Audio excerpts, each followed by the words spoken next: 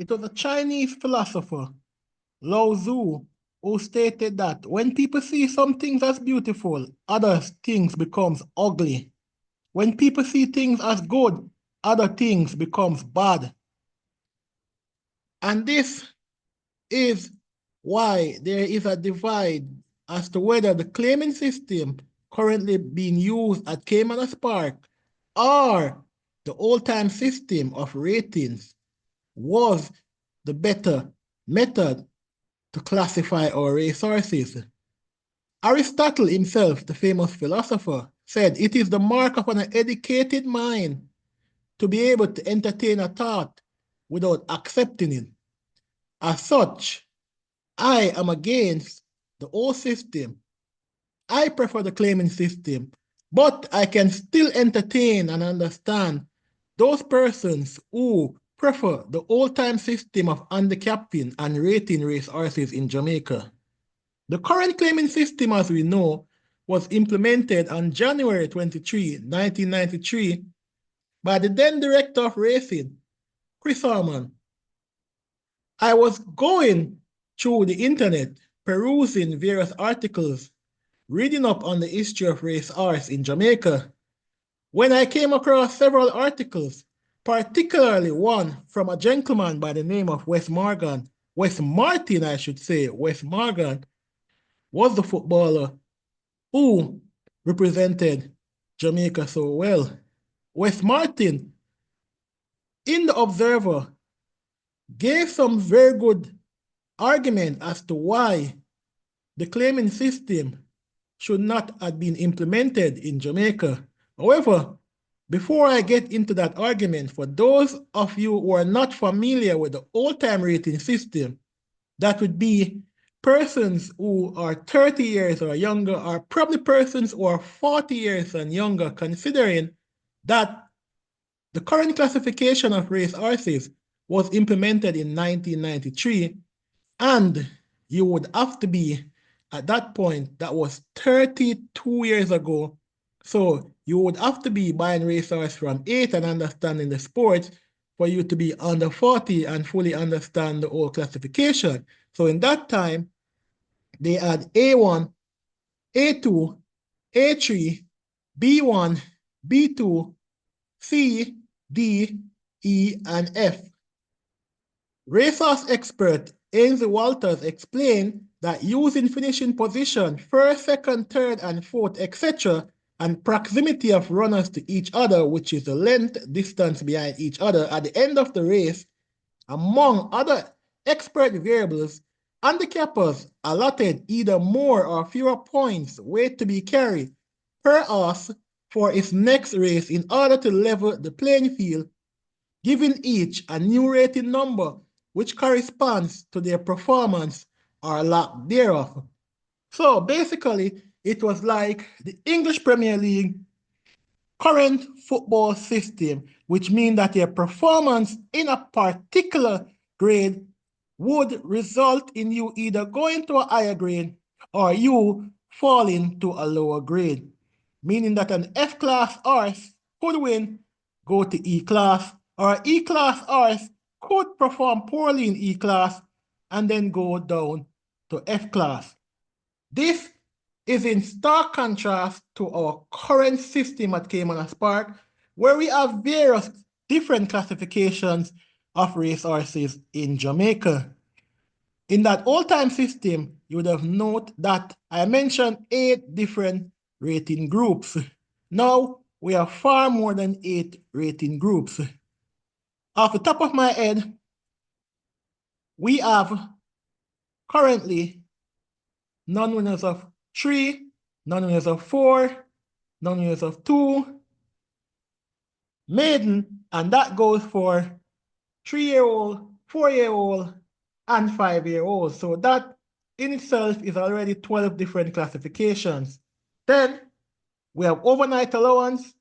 Overnight allowance for horses that have not won overnight allowance races, that is already 14.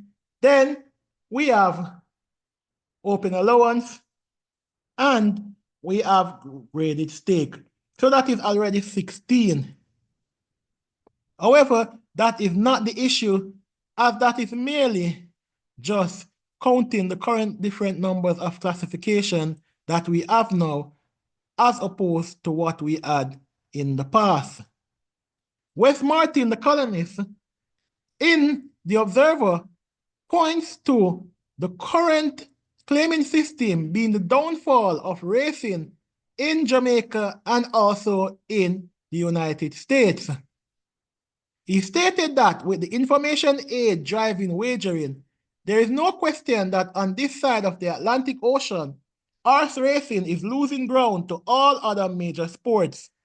What is amazing is that the 1930 inaugural claiming system, which is based on non-genuine classification of horse populations, that has resulted in precipitous progression, decline of support for the sport of king, is still in existence 94 years later.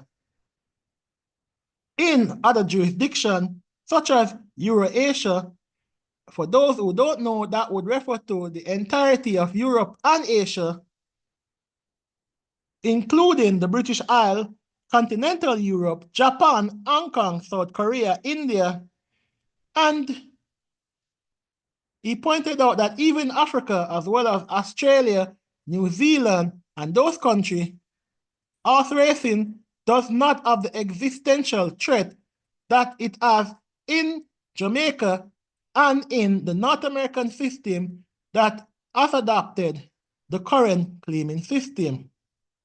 He pointed out that in those jurisdictions, there is a genuine classification which ensures horses of similar ability are able to compete against each other to drive wagering successfully in those jurisdictions. The article points out that there are 38 of 50 states where gambling is legal in the United States. However, many of these jurisdictions are not able to set up proper racing tracks to take advantage of the legislations that would allow them to be able to have a proper racing industry in those states.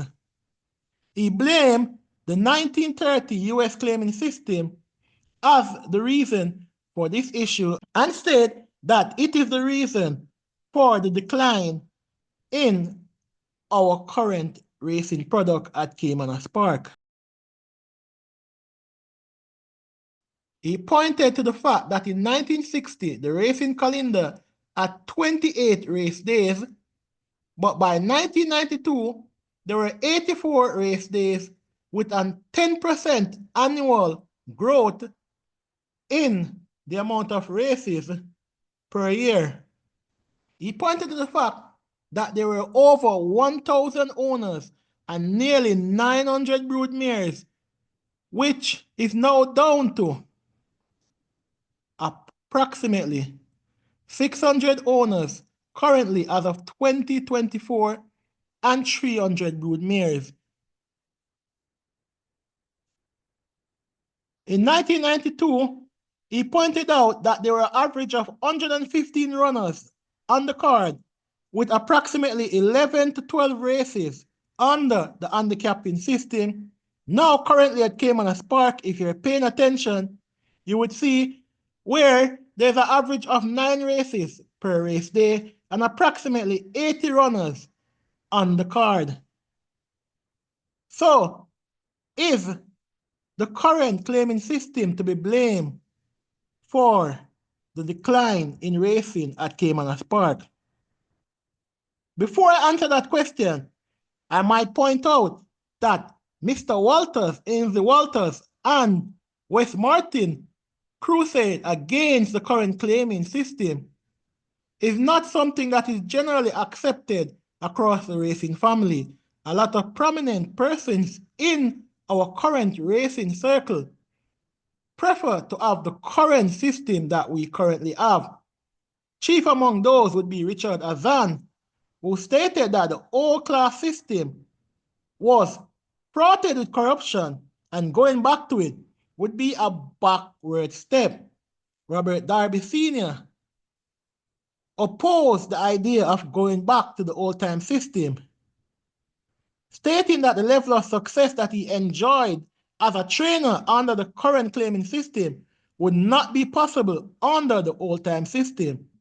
Many younger trainers claim that they would not have been able to get horses to train under the old system and prefer this current system. Now, the thing is, if we're being honest, the racing product is in decline, but thanks to the current promoters at CAYMANAS Park, it seems as if the racing product can get back to where it was, get back to the former glory days, and especially with recent legislation change by former Finance Minister Nigel Clark, we can see changes for the positive. Now, what is my opinion as to why there has been a decline in the number of owners and the number of brood mares at CAYMANAS Park? It is true that a reason for the decline was a change from the current rating system to the current claiming system, because it was evidence that a lot of breeders decided to come out of the game. This was because in those days, if you wanted to own a racehorse, you would have to go to a breeder or do a private sale and acquire a racehorse.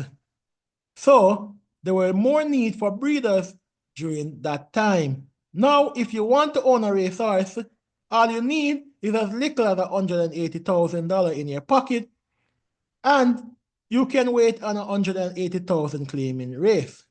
Although, I can tell you based on the experience of someone I knew who owned a $180,000 racehorse, that $180,000 racehorse can cost you way more than you bargained for.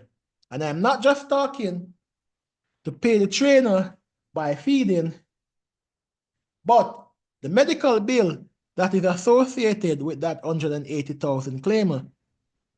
But that is not just the issue that I'm talking about today.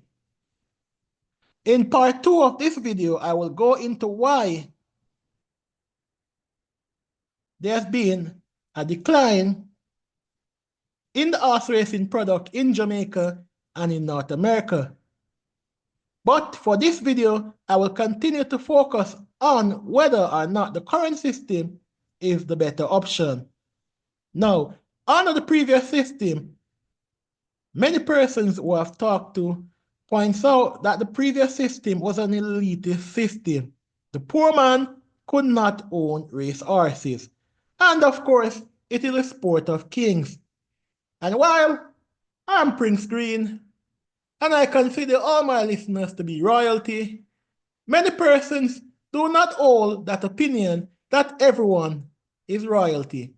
They believe that kings are kings and kings should have money and only kings should own racehorses. Only persons with money should own racehorses.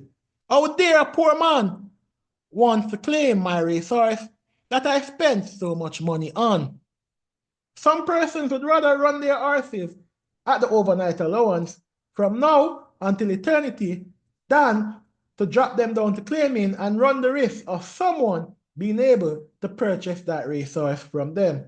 Because once you run your horse in a claiming event, automatically, before they are brought to the paddock, there is a claiming raffle where trainers would come and claim horses on behalf of prospective owners. Meaning that once you run your horses in claiming events, you run the risk of them being claimed and going to a new barn. Forget about the alleged corruption where persons in circles are claiming horses for each other, and horses that are claimed sometimes are not really claimed. I'm not talking about that today. I'm talking about the current system being used honestly. In our current system, outside of the fact that it allows poor persons to be able to own racehorses and allow poor persons to feel even more part of the racing family as owners, very proudly watching your racehorse gallop down the track, whether or not you're able to recoup your investment because of the love for the sports. It brings you a lot of joy. I mean, when you buy alcohol at the store, it gives you an eye. You know that you're not going to be recouping your investment from buying the alcohol. A lot of persons who claim resources, they know that they're not going to be able to make back their money, but they do it for the love of the game. And 95% of punters that I speak to tell me that their dream is to own racehorses. Now, one thing that has been overlooked when talking about the whole system of classification is the alleged rampant corruption that used to take place under the old system. Yes, there are allegations of corruption now at the track. There are allegations of spooky business at the track. But every person that I've spoken to that have lived through and wager during both time period will point out that during this current time, the level of alleged corruption is nowhere near the alleged corruptions of previous times during the old classification system. If someone wants to play hanky-panky with their racehorse, they would only be able to do so in those main races and those non-winners races, probably overnight. But the claiming races prevented or reduced the level of hanky-panky because nobody sensible is going to continue to run their ass at 180 or even 250 or wherever you place your horse and continue to do hanky-panky with that racehorse because they know that there's a great possibility that horse could be claimed once other persons in the game take a good look at that horse and realize that that horse has a lot of potential. However, in the S class and E class, it is possible for you to dodge your horse for even a year and then suddenly win at 99 to 1. And the evidence is there when you check the odds of horses that are winning. Back in those days, you would not see as many 1 to 9, 1 to 5, 2 to 1, and those low level odds winning, you would see far more 99 to 1, far more 80 to 1, far more 70 to 1 horses winning at the track. When was the last time you saw 99 to 1 horse winning at the track? That is because dodging racehorse in this time is a bit harder to do than during the old-time system of classification. I'm not saying that it doesn't still happen. I'm saying that allegedly it was worse during that time. So the current system is better for the punters. Overall, though, I will point to the decline of the racing product and the reason why there was a decline overall, though, in the next video, because I don't want to have this video too long. In part 2, I will state why there have been a decline in the racing product in Jamaica and in North America. Now, this is Spring Screen. Remember to like, share, comment, and subscribe. Continue making it Spring Screen, home of erudite discussions.